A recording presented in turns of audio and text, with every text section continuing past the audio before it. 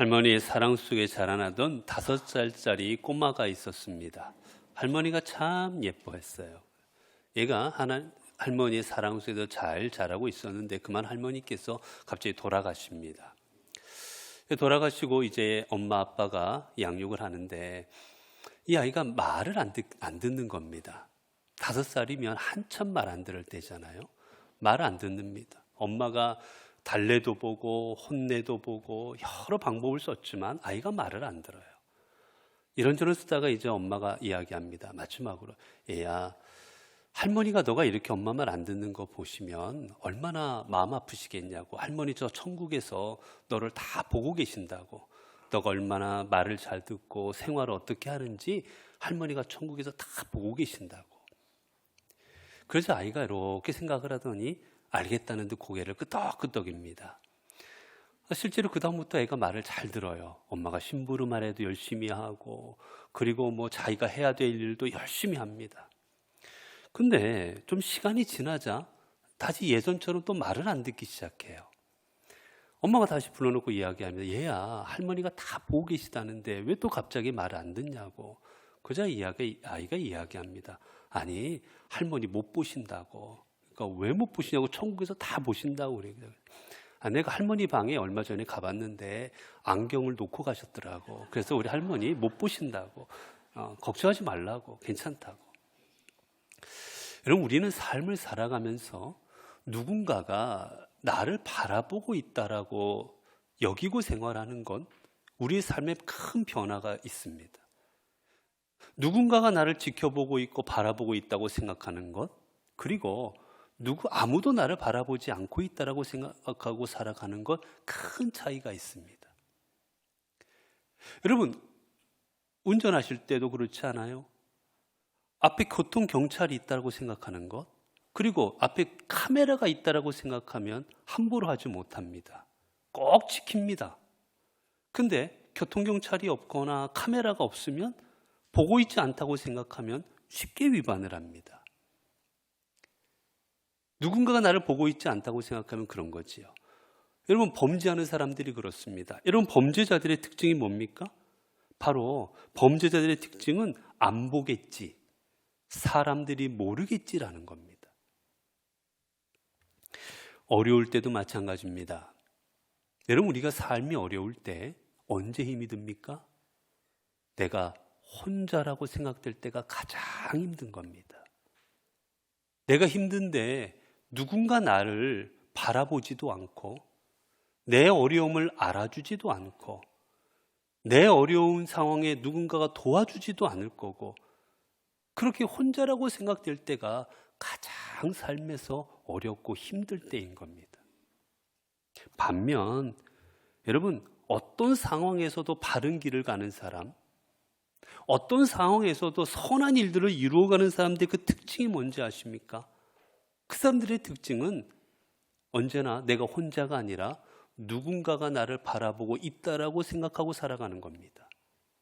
내가 비록 혼자 있을지라도 부모님이 나를 바라보고 있고, 내가 비록 혼자일지라도 내 아는 사람 누군가, 내 친구와 내 친척들이, 내 가족들이 나를 바라보고 있다라고, 내가 행동하는 것, 내가 말하는 것, 내가 뭘 하는 것을 다 보고 있다라고, 그렇게 믿고 살아가는 사람이 바른 길을 걸어가는 겁니다. 여러분, 신앙도 마찬가지예요. 여러분, 어떤 사람이 신앙생활 잘하는지 아십니까?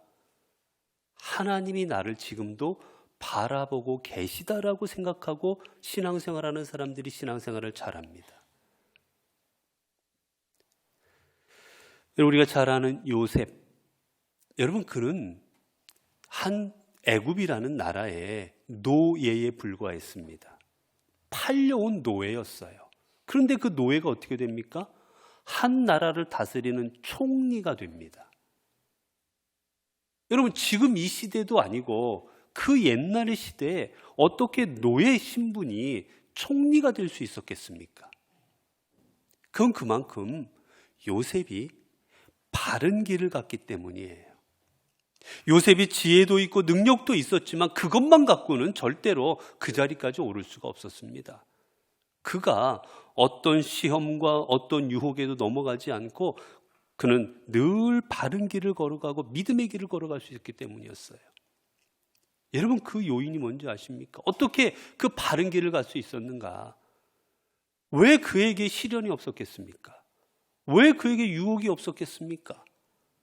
우리가 아는 것처럼 그 집안에 요셉이 집사로서 일을 하고 있던 그 보디발 장군의 집안에 그 보디발 장군의 아내가 요셉에게 유혹하기 시작하지요. 준수한 청년이었던 그를 유혹합니다. 우리 함께 즐기자. 요셉이 거절합니다. 그러다 나중에는 집안에 있는 모든 사람들을 다 바깥으로 나가게 합니다. 집안에는 이제 요셉과 그 여인 단 둘뿐입니다. 이제 또 유혹합니다. 이 집안에는 우리밖에 없다. 그러니 내가 너와 어떤 일을 해도 사람들은 모를 거니까 우리 여기서 즐기자라고 이야기하죠. 여러분, 그때 요셉이 어떻게 대답합니까? 내가 어찌 여호와 앞에 범죄하리까? 라고 고백합니다. 그 말은 뭡니까? 사람들은 우리를 안 볼지라도 하나님께서는 우리를 보고 계십니다. 지금 하나님께서는 내가 뭐 하고 있는지, 내가 지금 무슨 행동을 하는지 다 보고 계십니다. 근데 내가 어떻게 하나님 앞에 죄를 범합니까? 안 된다라고 얘기하는 거예요. 여러분, 이게 바로 믿음인 겁니다. 사람들은 다 나를 안 보는 것 같을지라도, 세상에 내가 저 바다 끝에 혼자 있는 것 같고, 저 하늘에 혼자 올라가 있는 것 같고, 저 광야에 혼자 서 있는 것 같아도 그곳에서 하나님이 나를 바라보고 계시다라고 생각하는 것, 그게 믿음입니다. 왜 그렇습니까? 하나님이 나를 바라보시고 내가 어떤 자리에 있을지라도 그 자리에 있는 나를 주님께서 바라보신다면 그 하나님께서 나를 홀로 내버려 두지 않으실 것이기 때문입니다. 여러분, 오늘 본문 속에서 우리는 풍랑을 만난 제자들의 이야기를 오늘 보고 있습니다. 제자들이 이 갈릴리 호수를 건너가다가 큰 풍랑을 만났습니다. 풍랑 속에서 배가 파손될 처지에 처해져 있어요. 여러분, 한밤중에 여러분, 그 배가 호수 한가운데서 배가 파손한다? 여러분, 어떻게 될 것 같으십니까? 지금도 그런 상황이라면 다 죽음을 면치 못하게 될 겁니다. 절체절명의 순간입니다. 이때 이 제자들은 고난 가운데 폭풍 속에서 사투를 벌이고 있을 때 그 상황에서 우리 주님은 무엇을 하고 계셨는가? 성경은 이렇게 말합니다. 오늘 본문에 보게 되면 바람이 거스름으로 제자들이 힘겹게 놓아졌는 것을 보시고, 주님은 뭐 하셨느냐? 성경에 보게 되면 제자들을 보내신 후에 예수님께서는 기도하러 산에 올라가십니다. 그런데 산에 올라가셔서 제자들이야 죽든 말든, 그들이야 폭풍 속에서 어떻게 되든 말든 그들을 개의치 아니하시고 그냥 혼자 기도하시는데 열중하신 것이 결코 아니었습니다. 기도하시던 주님께서는 뭘 하셨느냐? 본문에 보니까 제자들이 힘겹게 노젓는 것을 보고 계셨다라고 말합니다. 제자들의 상황을 보고 계셨던 거예요. 여러분, 이 보다라는 말이 어떤 단어느냐? 이 보다라는 말은 원어적으로 해석을 하면 첫 번째로 보는 건 그냥 보는 게 아니라 어떻게 보느냐? 찾다라는 뜻이 있습니다. 찾다. 여러분, 그냥 눈에 이렇게 보는 게 아니라 찾는 거예요. 여러분, 부모는 어디를 가든지 간에 내 자녀가 있는 곳에 가면 자녀를 찾습니다. 내 자녀가 어디 앉아 있나? 내 자녀가 지금 뭐 하고 있나? 부모는 자녀를 찾는 거예요. 주님께서 우리를 보시는 것은 그저 눈에 들어오니까 보는 게 아니라 우리를 찾아서 보시는 겁니다. 어디에 앉아 있는가? 지금 앉아 있는데 그 모습이 어떤가? 아니, 어디가 불편해 보이는가? 어디가 힘들어 보이는가? 우리를 직접 찾아서 보시는 거예요, 여러분. 여러분, 주님께서는 우리를 찾으십니다.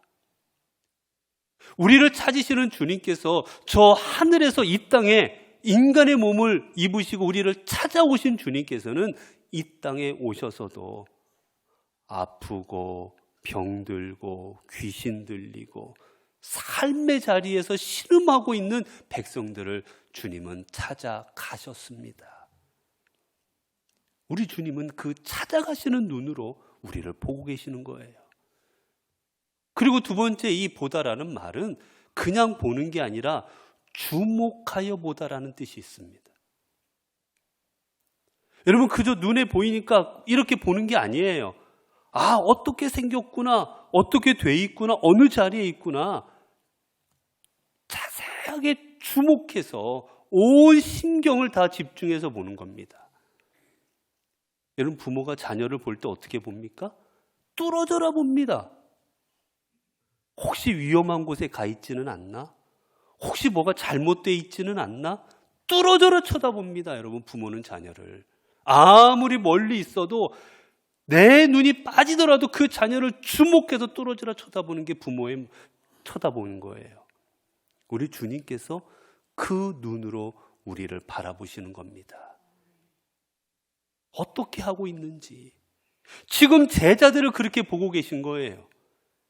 제자들이 지금 저기서 뭔가 하고 있는 것 같네, 그게 아니라 제자들이 지금 풍랑 가운데서 얼마나 힘들어하고 있는지 그것을 뚫어져라 지금 자세하게 바라보고 계시는 겁니다. 그리고 이 보다라는 말은 이해하다라는 뜻이 담겨져 있어요.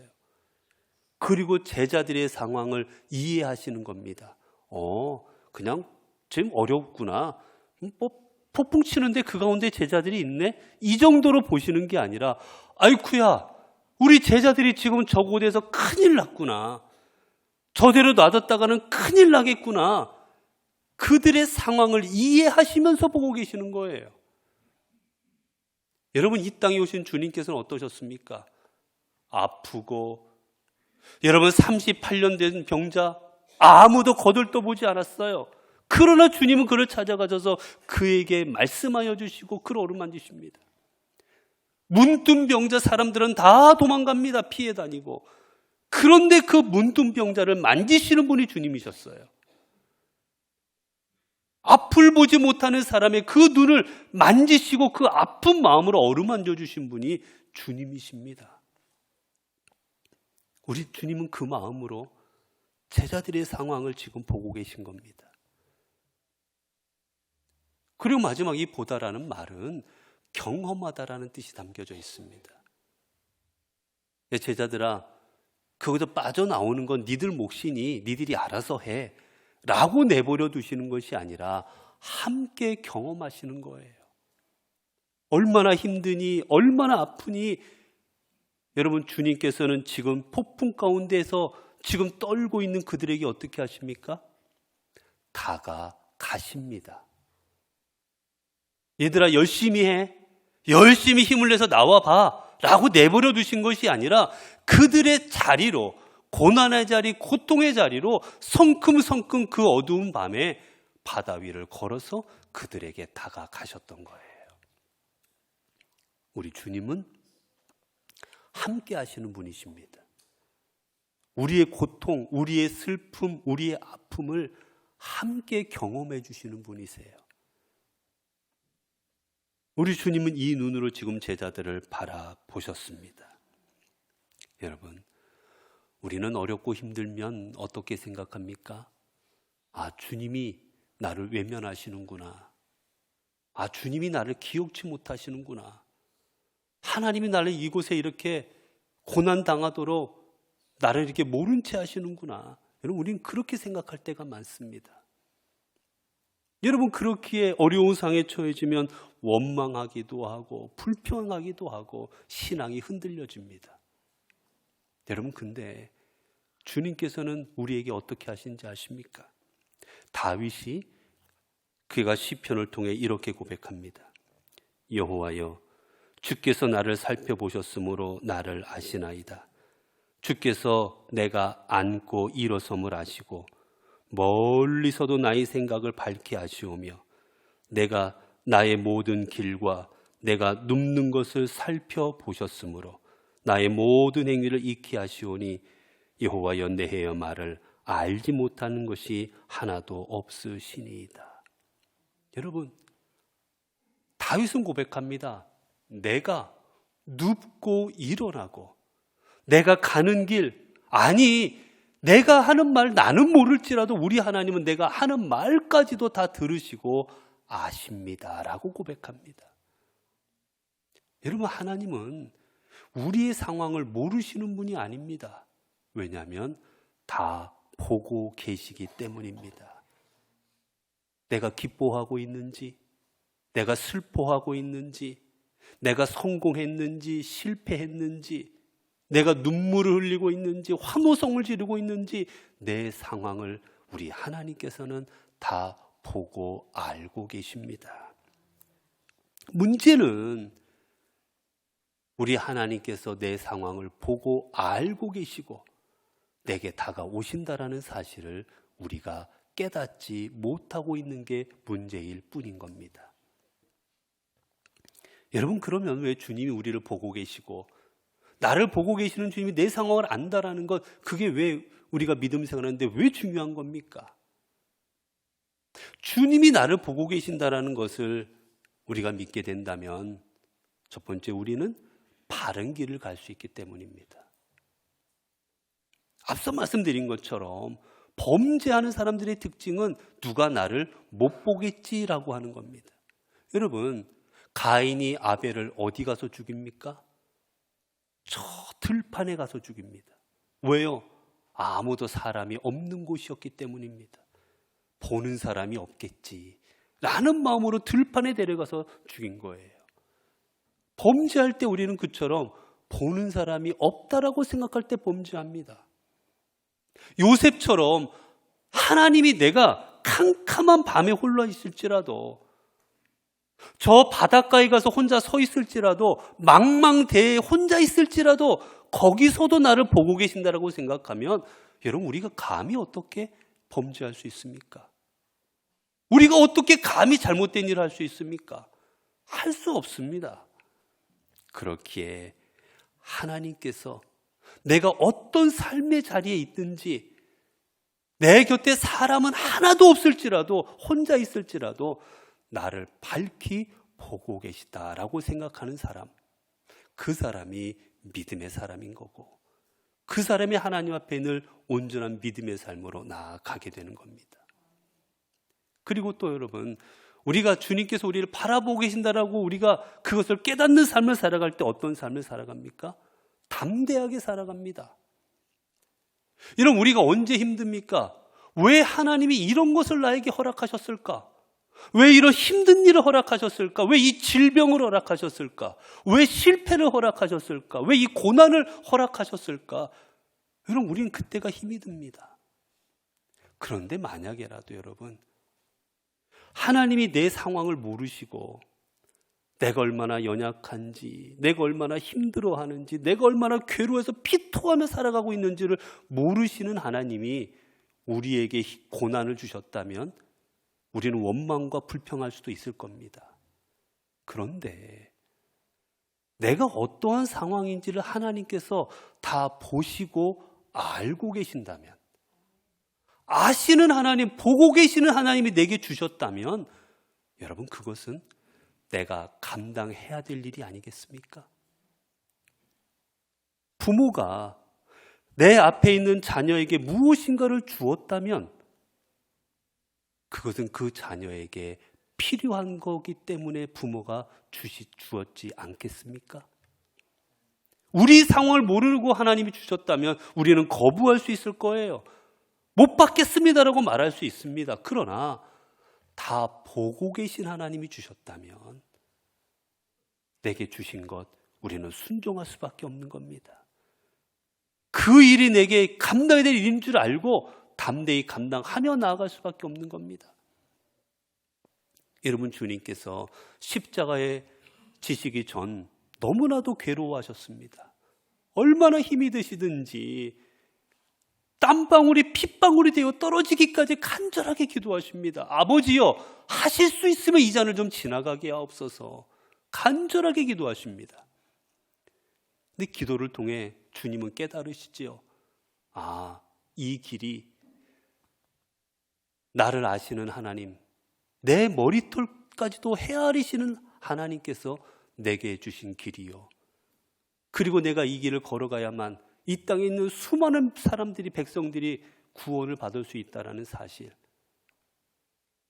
내 상황을 모르시는 하나님이 아니라 아시는 하나님이 주신 것이라는 것을 깨닫게 되셨을 때 주님은 어떻게 하십니까? 이렇게 말씀하십니다. 아버지께서 내게 주신 잔을 내가 마시지 않겠느냐. 그리고 담대히 가십니다.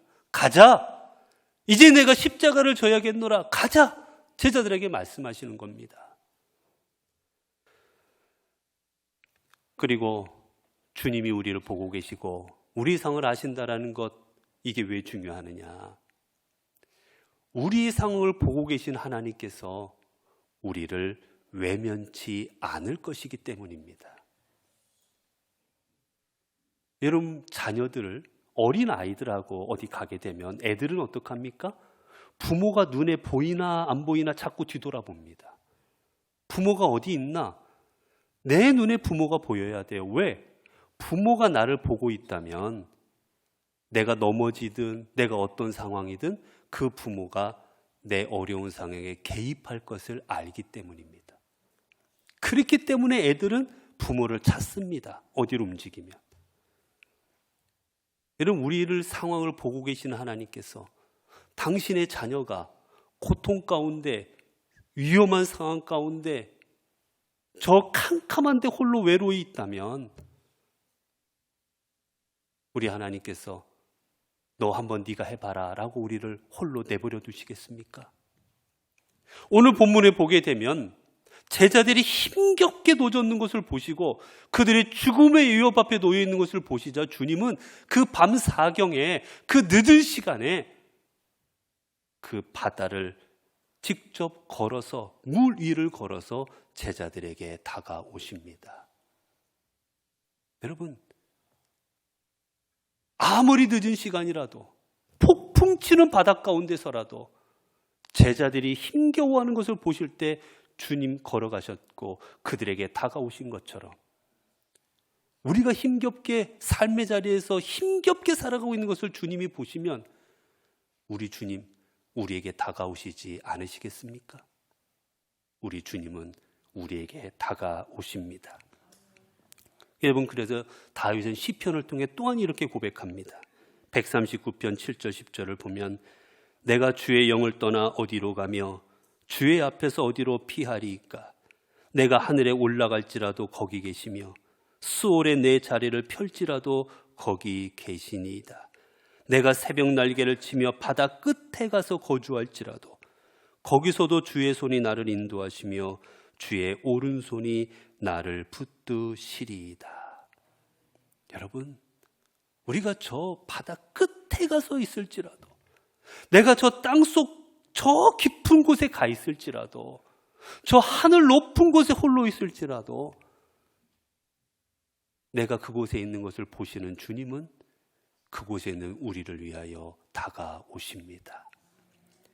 여러분, 그런데 여러분, 우리에게 놀라운 은혜가 뭔지 아십니까? 우리를 보시고 우리에게 다가오시는 이 주님, 믿음 있는 사람, 아니면 교회에서 직분 있는 사람, 아니면은 뭐 세상에서 훌륭하다고 인정받는 사람, 여러분, 그런 사람에게만 주님이 살펴보시고 그리고 다가오시는 게 아니라는 겁니다. 주님은 당신의 자녀, 못났든 잘났든 부족하든 안 부족하든 죄인이든 누구든 우리 주님은 누구에게나 다가가십니다. 성경에 보면 아브라함이 하나님께서 자녀를 주시겠다라는 것, 사라와 그것을 더 이상은 기다리지를 못합니다. 결국은 하갈이라는 여종을 통해서 아이를 갖게 됩니다. 하갈이 자신의 뱃속에 아이를 갖게 된 것을 알게 되자 성경에 보면 그 여주인을 멸시하였더라라고 성경에 기록합니다. 업신여긴 거예요. 내가 이제 아이를 낳으면 내가 이제 당신보다 내가 더 인정받고, 왜 당신이 이제 아무것도 아니라고. 내가 비록 하인이지만 내가 아이만 낳아보면 내 인생이 이제 다 끝난 거라고. 그 마음으로 여주인을 자신의 주인이었던 사라를 함부로 했던 겁니다. 그러자 이 사라가 화가 났습니다. 그러자 어떻게 했느냐? 하갈을 학대합니다. 아마 심하게 학대한 것 같아요. 그러니 아이의 몸이었지만 하갈은 견디지를 못하고 도망가 버립니다. 그 집에서 도망 나와 버려요. 여러분, 임신한 여인이 그 몸을 이끌고 뭘 할 수 있겠습니까? 그 몸으로 어디 가서 일하겠습니까? 그 몸으로 어디가 뭘 할 수 있어요? 그 집은 애굽이에요. 돌아갈 수도 없습니다. 너무 먼 거리입니다. 그런데 그 광야로 나와버린 거예요. 누구도 도와줄 사람이 없습니다. 누구도 그녀를 애처롭게 바라볼 사람도 없습니다. 먹을 것도 없습니다. 아무것도 없어요. 아마 그곳에서 그대로 있었다가는 분명 죽거나 큰 어려운 일을 당했을 겁니다. 그러나 그는 하나님 앞에 선택받은 사람이 아니었습니다. 하나님은 아브라함과 사라를 선택하셨지요. 그런데 주님은 어떻게 한지 아십니까? 도리어 하나님의 말씀에 역행하는 일을 이룬 결과를 이룬 그 여인이었지만 하갈에게 하나님은 여호와의 사자를 보냅니다. 그리고 그녀에게 말씀합니다. 내가 아들을 낳을 것이고 그 아들이 한 나라를 다스리는 큰 왕이 될 것이다. 그리고 목말라 하고 있던 그녀, 여러분 물 못 먹으면 죽습니다. 음식은 안 먹어도 살아도 얼마간. 목말라고 있던 그녀 옆에 샘물을 발견케 하십니다. 그래서 그 샘물을 통해 목을 죽이게 하세요. 그러자 그녀가 고백합니다. 이 물은 나를 살펴보시는 하나님, 살아계신 하나님께서 나를 살펴보셔서 이 우물을 찾게 하셨다 라고 해서 그 우물을 브엘라 헤로이라고 짓습니다. 하나님은 아브라함과 사라마를 살펴보신 것이 아니라 비천했던 몸종이었지만 그 하갈도 살펴보셨던 겁니다. 여러분, 우리도 마찬가지입니다.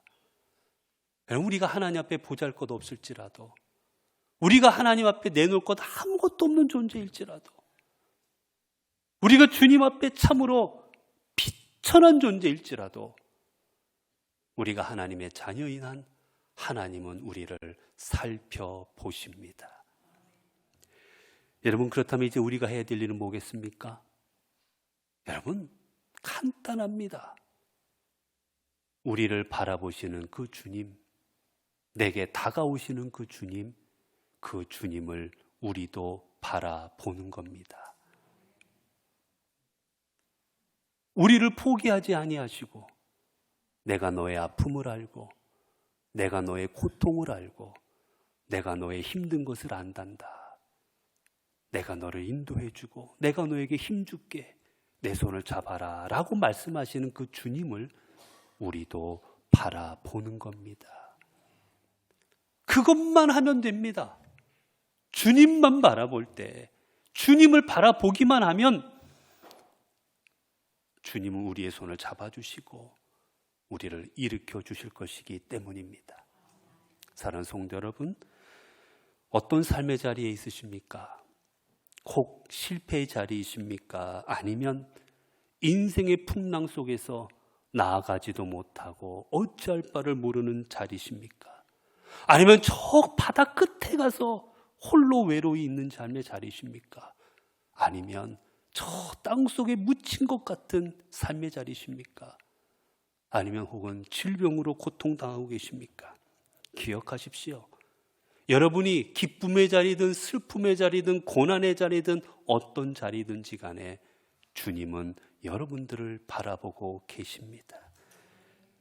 내가 세상에서 지옥 같은 삶을 보내고 있을지라도, 저 바다 끝에서 고독한 삶을 살아가고 있을지라도, 내 하루하루의 삶이 피토하는 심정의 삶을 살아가고 있을지라도 주님은 그 자리에서 우리를 살펴보고 계십니다. 이제 주님을 바라보십시오. 폭풍 치는 바다일지라도 우리 주님 우리를 바라보시고 찾아오십니다. 그리고 우리의 손을 잡아주십니다. 왜냐하면 우리는 주님의 사랑하는 자녀이기 때문입니다. 기도하겠습니다.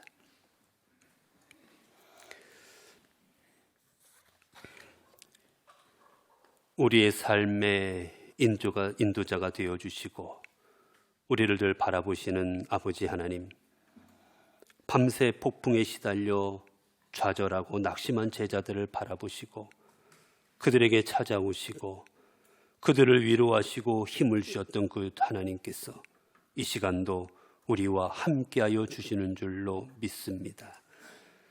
천만인이 나를 둘러싸는 것 같은 인생 가운데, 파도치는 풍랑에서 이제 곧 침몰할 것 같은 인생 가운데, 아무리 노력하고 아무리 최선을 다해도 아무것도 건질 것도 없는 것 같은 우리 인생 가운데, 비록 세상 가운데 우리는 이렇게 살아가고 있지만 주님은 우리를 바라보시고 친히 우리의 삶에 찾아오셔서 우리의 손을 잡아주시는 줄로 믿습니다. 그리고 저 세상을 향해, 폭풍을 향해 잠잠하라 선포하여 주실 줄로 믿습니다. 주님의 바라보심을 깨닫지 못한 제자들은 두려움 가운데 떨고 좌절했지만 주님이 함께 하실 때 그들의 두려움은 감사와 영광으로 변화되었습니다.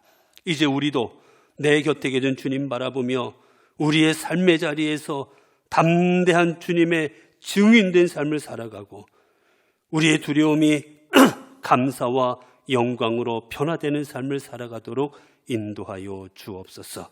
오늘 그래 우리 오늘의 위기가 하나님의 능력과 은총을 체험하는 계기가 되게 하옵소서. 우리 주 예수 그리스도의 이름으로 기도드리옵나이다. 아멘.